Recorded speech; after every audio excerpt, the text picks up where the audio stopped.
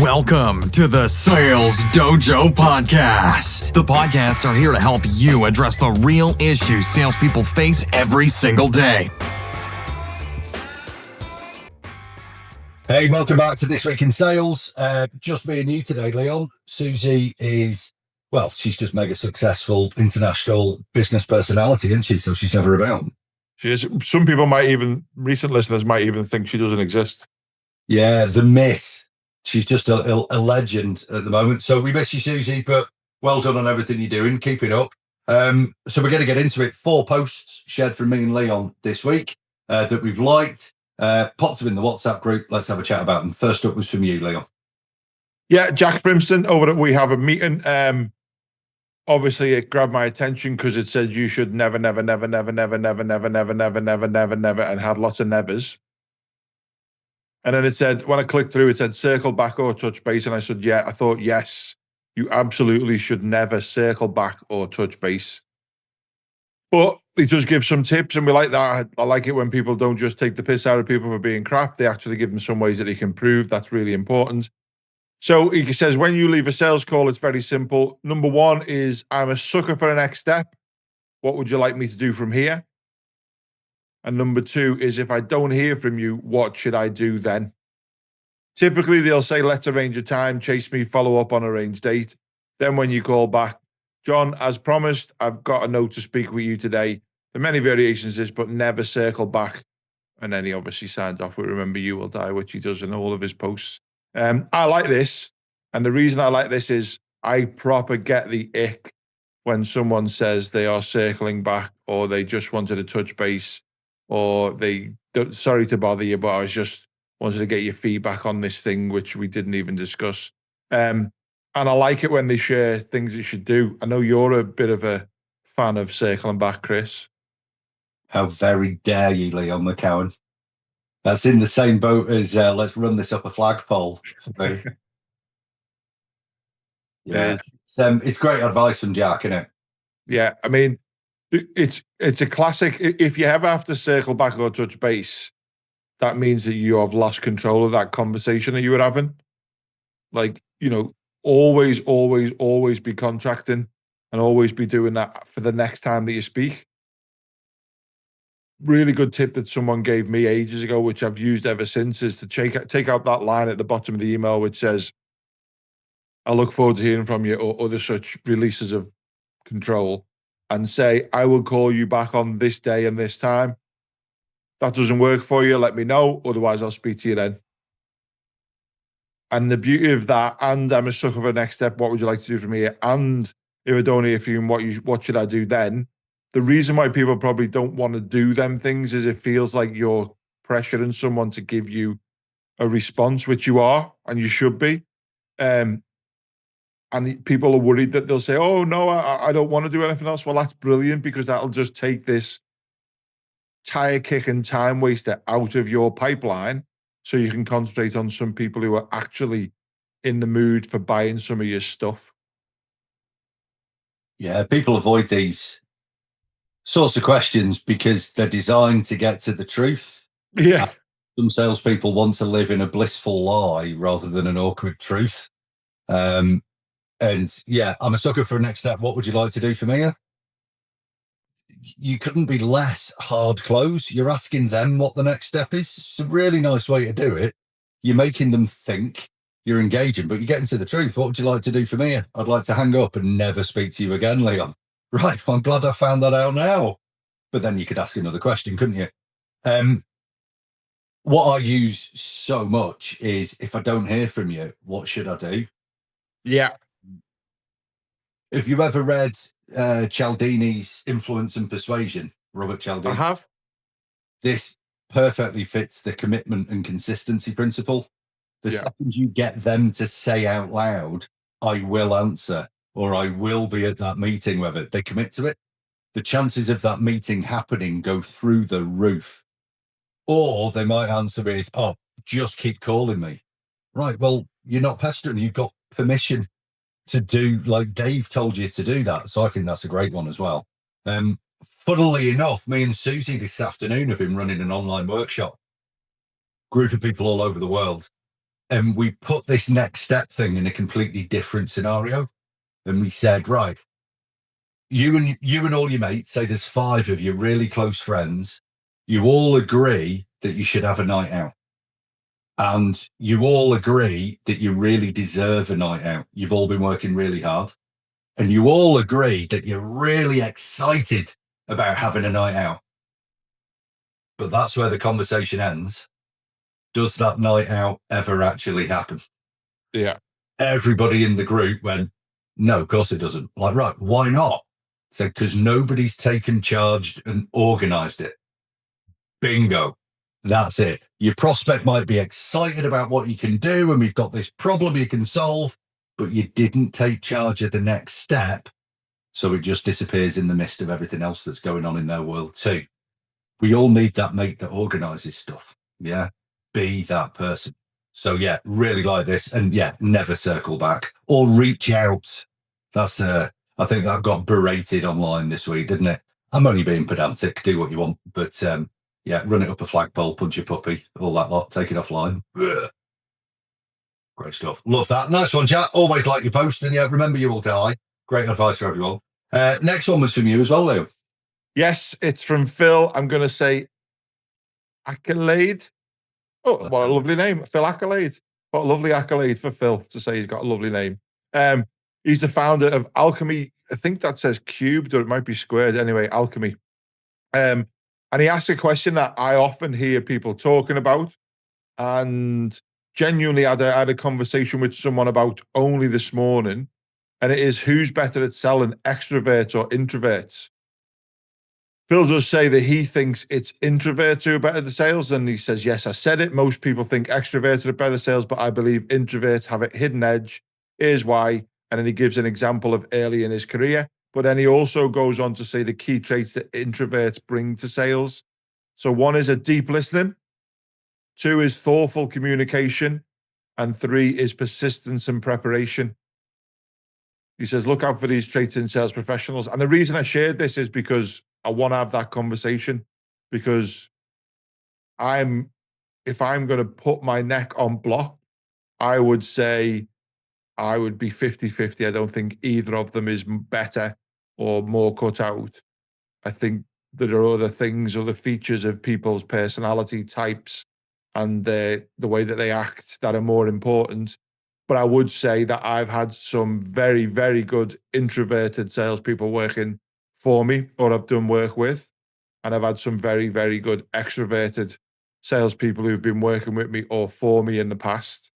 And both of those types of people have qualities and skills that they can easily use in the sales. And then they have development areas which they've got to think about and work on. And I think I'm 50-50. What about you? I love that Susie's not here, so to fill our dark void, you've sat on the fence. Why not? No, there's a term that I heard the other day for this with omnivert. Okay. Somebody can be introvert or extrovert depending on the requirement of the situation. And I think that sums up quality salespeople really well, is don't be yourself, be who you need to be in that situation. Yeah. So if you were a senior enterprise level account manager and you were going for a really expensive meal in the center of a major city with a £10 million account, you can't sit around the table as an introvert and not say anything. You have to be able to create conversation and get everybody on that table talking and being a connector on there. You need those traits for that situation. When you're doing deep discovery, a lot of these things that are mentioned about being an introvert help, deeply listening, preparation, all that lot. When you go to a networking event, being a little bit extrovert kind of helps there as well. But you need to be kind of omnivert in that situation. So yeah, it's, as ever, it's dangerous to sweep everybody with one brush about this works better. I get the point of the post. I'm not knocking the post at all.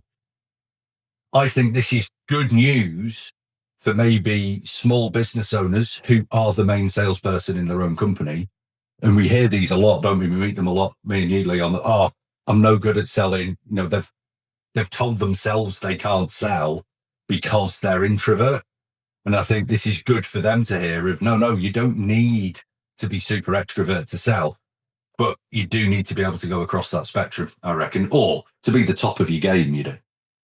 Yeah, 100%. And like I said, I think it is things outside of this, like this is, an important part, but a hard-working salespeople will kick the ass of a non-hard-working introvert, extrovert, omnivert, pervert, whatever they are. Yeah, maybe that's it. Actually, it turns out to be good in sales, you just need to be a pervert. That's well. Yeah, a really well organized salesperson will beat a complete mess of an extrovert salesperson. There's a lot of factors going in there. But Phil, accolade, yeah, really get the point in your post. Really like that. So if you are listening to this and you think, oh, I'm a bit of a wallflower, I like to listen more than I speak, all these things, doesn't mean that you can't go and have a great sales career. You might just need to develop the muscle in some other parts of your characteristics as well. But we're all a work in progress, aren't we? 100%. Right, I've been a bit lax on the group chat things this week. The third post was shared by you as well, Leo. Yes, it was from Chris Trainer, and Chris says that he's handled the cold calls and you get more qualified meetings. Love the idea of that. No, he says, I know gatekeepers can be tough, but here's a little trick I've been using lately that works more often than not. Reminds me of that that film. 50% of the time, it works every time. Yeah. It says, call the main office and go to accounts or HR. In my experience, most of the time, a woman answers, while the person I actually need to reach is usually a man. Those are Chris's words and not ours, by the way. Then I act a little confused and say, don't say Chris, not me. Yeah, sorry, Chris Trainer's words, nothing to do with the Sales Dojo, Six Door, or smallstuff.de. Then I act a bit confused and I say something like, oh, sorry, I was meant to be passed over to X. You don't sound like X to me, with a light and friendly laugh. They often laugh too and I follow up with, can you connect me? Sometimes it gets me through, other times I'll ask for more details about the call first, and then he tags in sales jacket at the bottom. And the reason why I wanted to share this one was because I love it and I hate it in equal measure. So the bit that I really like is about maybe going through to a different department. So I would often, if you phone a bigger company, I'll press the number for sales. Because if I speak to someone in sales and maybe, explain to them why I'm calling, who want to speak to, the reason for my call, I would hope that the salesperson, the seller in them goes, do you know what? I'm going to connect you to the right person. I'll give you the email, I'll give you the phone number, give you the mobile or something. So I do like the idea of, going through a different department rather than maybe going straight through to reception. However, the bit I really don't like is misleading anyone or anything in this instance, like making out like you've made a mistake but you've actually done it on purpose. So I just think that you're going to start a relationship with this business. And if that relationship is started on lies, subterfuge, misleading people, I just have an issue with that. Something about that really bothers me. So look at me, I'm doing this full Susie role, aren't I, today? I'm on the fence on this one yet again. But yeah, no, genuinely, if you are struggling with getting through, sometimes speaking to the sales department works for me and I will do that. But I'm not a big fan of telling fibs to people. Yeah. And I get it all, but we've got to sell and we've got to get to the right people. And it depends what the fib is in it. If you said, hey, sorry, I was trying to get through to so-and-so, I think I've pressed the wrong button. Yeah. Oh, I'm all right. This is about being creative. Yeah. And as Chris says, in his experience here, this works. So this isn't a theory. This is something Chris is doing and it's getting him a result. And yeah, we're not in any way saying that you should mislead or missell or be unethical. We've also got a target to hit. And if the only thing stopping you from getting that target is having a conversation with somebody who really needs your help, and this is it. If the actual sales process is ethical, I am going to help people that need my help, then getting past a barrier by being big smile on your face and a bit creative I'm okay with that. I'm okay with that. It depends on the porcupine. Yeah. Better than some dreadful stuff I've heard in the past. Like, do you remember? I think I've said this on the podcast before. The guy I was asked to listen to, who was their top seller in this company, or thought he was a top SDR, sorry, in the company. And he phoned up and a gatekeeper answered. And she said, "What's it about?" And he gave her like a mini pitch, which was dreadful. And then she said, "Oh, I don't think they'd be interested in that." And this SDR's response was, "I don't think you paid enough to make that decision, love." And he did it with like his chest out, really peacocking like this. I could have jumped out of a window. It's like, what are you doing? This is why salespeople get a bad name. So on the scale of that, I'm all right with this with Chris Trainer. Yeah, I don't mind. There's a million routes around. For me, just try the most direct route. Call that switchboard. Sound like you should be put through, or stop being a squeaky hinge and buy some platform or something that has good data on it. Like, go and get some direct dials, go and get some mobile numbers. Connection rates in 2025 are the lowest they've ever been.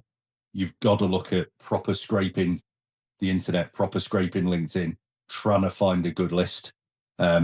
So many SDRs right now, SDRs, BDMs, ASAPs, RSV, whatever we're calling them this week, are spending 90% of the day speaking to gatekeepers and voicemails.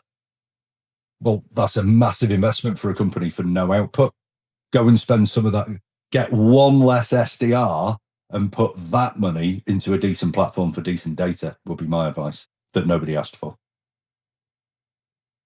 Bit of a soapbox. Yeah, it's also not our advice, the advice of the Sales Dojo, Sixth Door or smallstuff.de to use any software to scrape LinkedIn. Disclaimer. No, not at all. I was using that as a turn of phrase of get better data. Yeah, because obviously we would find any such activity like that abhorrent. Oh, look at that. There's a different post to talk about. Imagine that. That'd be handy.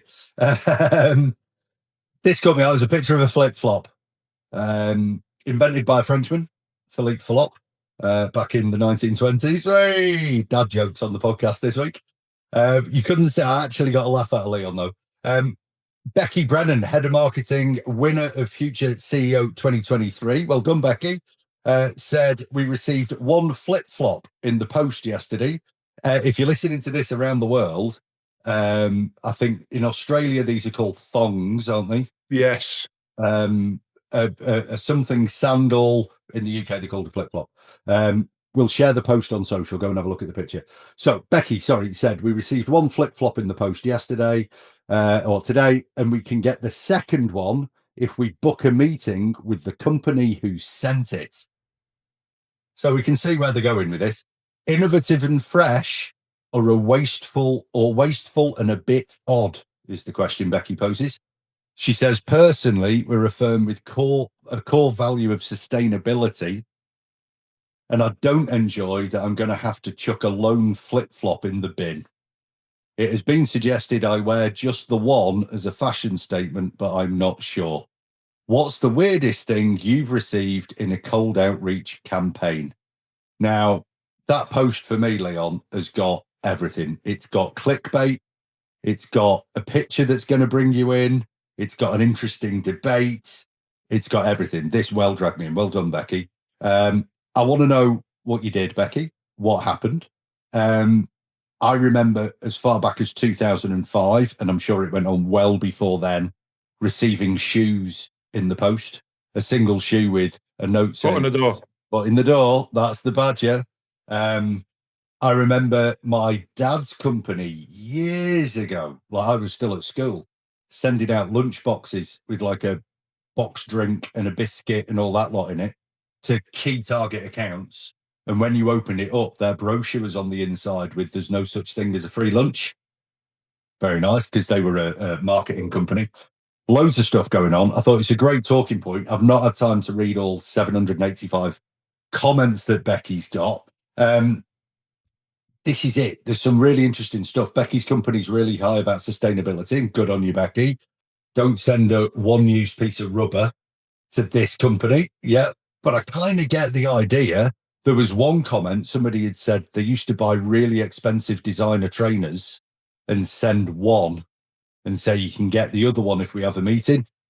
Now, if you targeted me or you with that, Leon, you'd probably get the meeting because we do love our trainers. Oh, if it was an Adidas original trainer, then they'd have a meeting the same day. Oh, if they'd managed to track down a classic Samba in dark green or something, then it wouldn't be a meeting. It'd be a contract signing. Yeah. Right there and then. If it was a trim trab in size 13 and a half, I'd have signed and he signed the day for whatever they were selling. So we've subtly put out the order size 10 for me. We're just saying, aren't we, Leon? 13 and a half for Leon. 10 for me. If you fancy sending some classic trainers out, that'd be boss.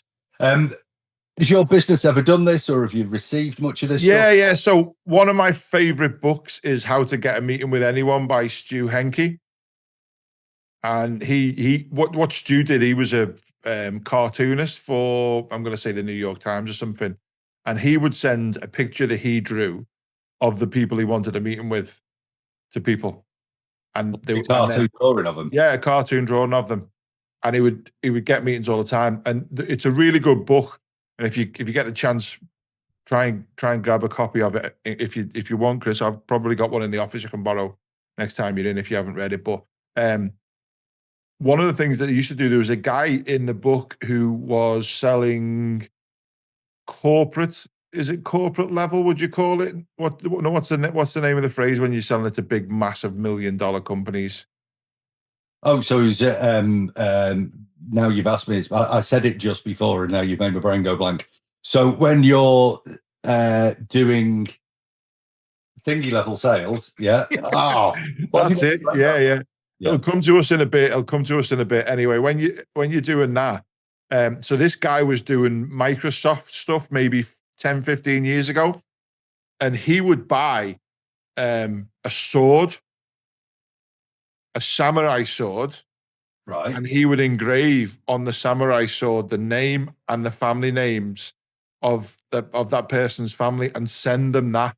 And he had a 100% record at getting meetings by using this method.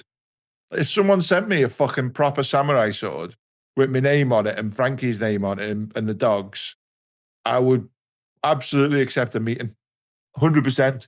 Now, look, on this one, I mean, I'm not sure if Becky's just made this up and it's a really good viral post for the business. Like, it looks like she could have just popped a flip flop off and taken a yes. picture. It looks warm. There's toe jam on that flip flop, I reckon.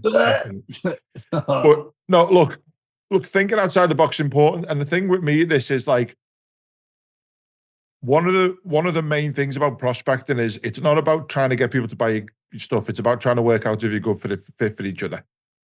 So if your way of doing stuff is a bit edgy, bit off the wall, if the way you operate is kind of cool, if you do stuff that people don't expect, and then people get that and don't like it, brilliant. They're not the kind of people you should be working with. They're not the customers that you want. We got many years ago from a market, a clear Perspex box full of sweets. Yeah, Dib Dabs, Palm Violets, Love Arts, Refreshers, One Bars. It was everything. It was the works. It was magic. And it was from a marketing company who wanted us to contact them for the code. We took it in the car park and dropped it off the roof, and it smashed, and we ate all the sweets, and then we sent it back in bit. And that was a bit shitty, but it was something different, and we probably would have posted about it if social media was about then, because it wasn't actually a thing. It's that long ago. But it was different, and we had a conversation with them. I actually did a referral for them to someone when I found out what they wanted, and they got a bit of work off it. Don't think they're going anymore, but I can't remember the name if I'm being completely honest. But I've also had tea bags, which whatever. I've had stuff that I'm into, so notebooks, pens, all that kind of stuff. And these are the kind of things like it is about trying to work out if it's someone who's on your wavelength, and if they're not, sound. Like, we've got a core value, sustainability. What if I look in that office? They've got paper in the back of that picture. They can't be that frigging sustainable. So jump off your IOs, Becky, send them a message and put their logo or tag them in the post so they can have the benefit of the 785 comments that you've had, because that would be only fair, because it's their marketing and not yours. That took a twist at the end. I like that. Yeah. I was having too much of that Susie sitting on the fence being nice crap. I'm back. Yes. There we go. For me, there's a point that's been missing on this is you could send a flip flop or a box of chocolates or a bunch of flowers or a tea bag or an experience day in a Ferrari. The gift doesn't matter that much. It's the message attached to it that matters. So it's no different than a cold call, a cold email, or whatever. In as much as I've seen this with Jenny's business. So for those who don't know, my missus has a cake company, and a lot of her trade is businesses send this fabulous cake in a box to a prospect to try and get their attention. So Jenny says, right, you can put a handwritten card and you only get about 100 words, 150 words, because they're not that big, these cards. Tell us what you want and we'll handwrite it in the card as a personal touch and off it goes.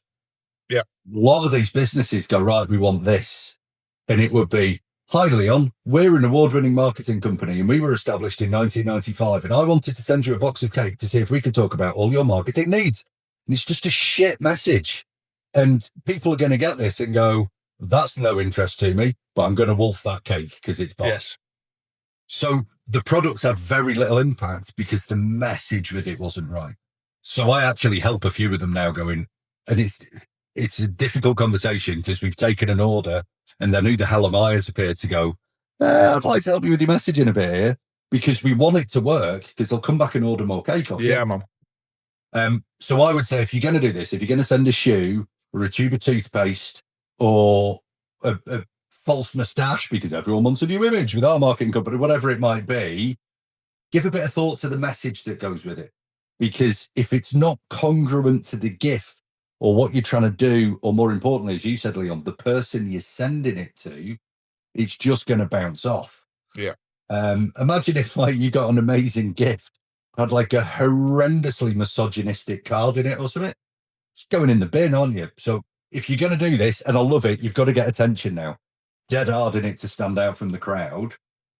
Just don't think the gift itself is going to do all the heavy lifting. It's the message attached to it that you've got to do. 100%. 100%. God, that was like actual advice from us, wasn't it? It was good. Yeah, we'll do it different next week. Don't worry. That's cool. Well, look, I've got no more meetings on today, so fire over the links for them posts so I can proper have a look through Becky Brennan's and all the comments.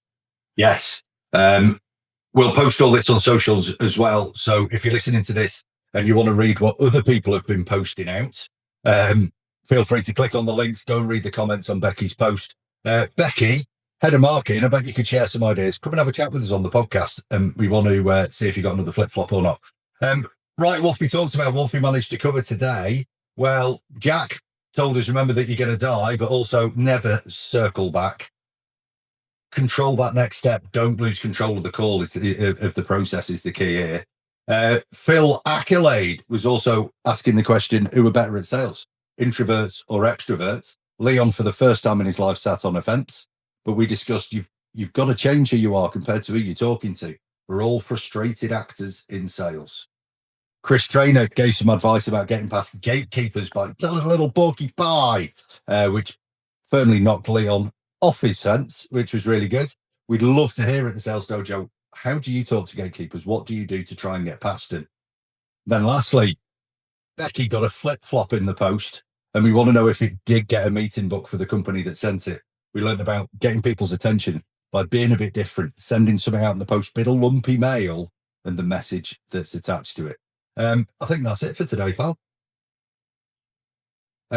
If you've got anything you've seen on LinkedIn that you think would be great to share with the world of sales and selling, and we should be talking about it on the podcast, drop us the LinkedIn link and we might be talking about it next week. Or send anything that you want to ask to the Sales Dojo, or contact me, Leon, or Susie directly. All our numbers and that are on LinkedIn. Nobody ever gives us a call. This is why people should start selling us stuff. Otherwise, take care, hit your target, earn that commission, and buy those new shoes.